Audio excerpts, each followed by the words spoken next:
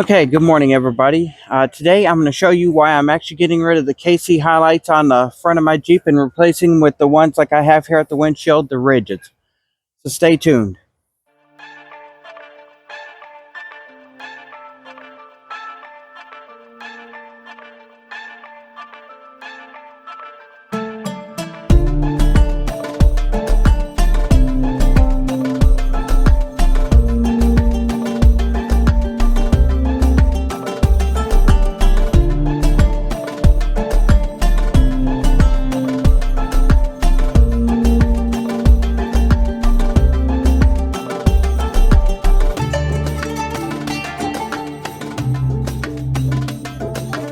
Okay, good morning everybody. I'm going to be explaining to you today why I'm getting rid of my KC highlights. Now I have multiple lights on this vehicle, but one of the things that has really stood out is the difference in contrast between all my other off-road lighting and the KC highlights. One of the things that is the biggest thing that with me is it interferes with my 2-meter ham radio. Now, I'll go in a little bit more detail of everything that I've done, but basically I put ferrite chokes on here. I redid the wiring. I did everything that I could, including tying the radio directly to the battery, redoing all the grounds. Everything electrically is solid. I still wind up getting interference that knocks this radio down to about 2 to 3 bars lower than the normal receive, and also interjects static into the radio, causing the audio quality to be diminished. And one of the things that out on the trail is that we don't need communications diminished. This has actually interfered with some of my other radios as well, the GMRS radio and even the scanner that I use for monitoring railroad frequency. So it's not just the radio, it's just not the antenna, it's actually the lights themselves causing interference. Now when you boil down to it and you look in the circuit, they use the old circuits for the drivers and just put an LED board in it instead of actually building an LED integrated circuit that allows the light to operate. And what happens is the old drivers in that were actually for halogen bulbs, and the halogen bulbs themselves were fine. It wouldn't cause any interference. When you add LEDs in and you don't clean up the electronic circuitry, you wind up with signal issues and of course spurious emissions, and ham radios are notorious for picking this up. So we're going to stop the video here. I'm going to take and show you some of the other reasons why I'm not keeping my KC highlights. I'm also going to show you the rigids, and then I'm going to give you a quick demonstration of why the radio is acting the way it's doing and why I'm getting rid of these KC highlights and actually going to replace them with the rigid lighting. So let's get started.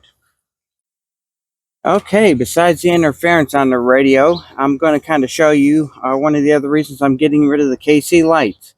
Of course, as you can see, there's a lot of corrosion on this one here on the passenger side. A lot of aluminum, a lot of the finish is wearing off, and these are less than actually 2 years old. They were put in a box until we finished the rebuild, and maybe have seen about 2 winters. And let's look at this. Oh my, look at the corrosion on that bolt as well. One of the other things is you can see the ferrite chokes right here. If I can keep my fat fingers out of the way, that I put on here to eliminate the interference on the lights. And also here's another one right here that I put on the backside. 3 of these chokes should have eliminated the interference, but they didn't. As you can see, even on this one right here, there is a lot of corrosion, a lot of salt corrosion, a lot of corrosion with the aluminum. And for a light that's only 2 years old that costs as much as the KCs, I expect more out of it. Moving up here, as you can see, our rigid light, they've been on the Jeep the same as the high KCs, and of course you see just a little bit of corrosion right here, but overall this one here and even the one on the other side, let me go over there and show it to you. Okay, so as you can see, even this one right here, there's just a very minimal amount of corrosion. Honestly, that could be cleaned up with a little bit of maybe even WD-40 or Mother's cleaning solution.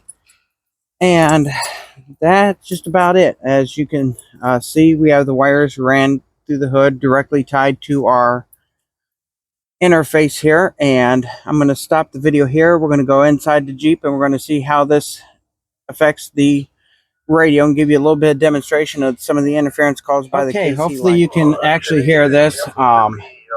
This is the radio without the lights being on. Of course, you can hear the audio. You can see the scale bar there that's allowing the radio to show the receive. Now I'm getting ready to kick the lights on. As you can see, the bar is still strong because there is a good signal, but you can hear the amount of interference and static coming into the radio. And let me shut it off again. As you can hear the difference, hear the static, hear the difference. Of course, let me come on out here. Need to clean the Jeep out, definitely, but that goes to show you some of the issue with the radio. And let me stop and take you back around to the front. Okay, so now you see why we're going to be replacing the KC highlights on the front of our Jeep. These fog lights are great brightness, but I cannot have the radio receive function dropped by a couple S bars or even have the interference. If we're out on the trails and there's a need to be something ahead that we need to know about, we cannot afford to not have that information. The other thing is we do a lot of storm spotting with this vehicle, and we definitely need to be able to hear any of the things that go on with the thunderstorm, whether it's the direction of travel's changing or something like that, or communicating with another weather spotter while we're out there in the field. So it's just something to think about before you purchase these lights. If you're going to put a ham radio in, I wouldn't recommend it if you're going to put a ham radio in. And honestly, they do interfere with the GMRSs slightly as well. Not as much as a ham radio, but they still with some noticeable static on it. So hope you enjoyed this video. Subscribe to our channel, click the bell for notifications, and as always, stay healthy, stay blessed, and I'll see you out on the trails.